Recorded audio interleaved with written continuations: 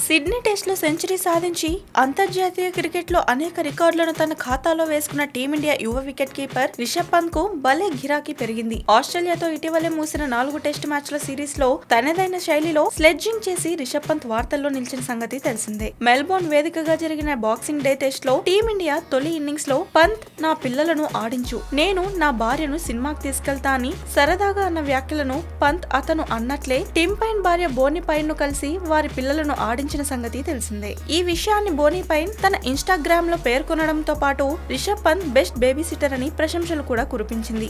అయితే ఇటీవలే తండ్రి అయిన రోహిత్ శర్మ కూడా తన కుమార్తెని ఆడించాలని రిషబ్ పంత్ ను కోరడం విశేషం. బుధవారం పంత్ గుడ్ మార్నింగ్ అంటూ ట్వీట్ చేశారు. పంత్ ట్వీట్ కు రోహిత్ శర్మ రీట్వీట్ చేస్తూ గుడ్ మార్నింగ్ బడ్డీ, నీవు మంచి బేబీ సిటర్ అని విన్నా, రితికాను సంతోషంగా ఉంచాలంటే నాకు ఓ బేబీ సిటర్ కావాలి అంటూ రోహిత్ శర్మ ట్వీట్ చేశారు. అయితే ఇక్కడ రోహిత్ శర్మ ఒక్కడే పంత్ సాయం కోరడం లేదు. Australia test captain Tim Paine భార్య బోనీ పైన్ సైతం మరోసారి పంత్ సాయం కోరారు. పంత్, నీవు ఫ్రీగా ఉంటే మరోసారి నా పిల్లలను ఆడించావా అని తన ట్విట్టర్ లో పోస్ట్ చేశారు. పంత్ బెస్ట్ బేబీ సిటర్ ను చేసిన ఈ పోస్టులు సోషల్ మీడియాలో వైరల్ అవుతున్నాయి. కాగా ఆసీస్ తో ఇటీవలే మూసిన బోర్డర్ గవాస్కర్ సిరీస్ లో 21 ఏళ్ల ఈ యువ వికెట్ కీపర్ 20 మ్యాచ్లు 350 పరుగులతో అద్భుతంగా రాణించారు.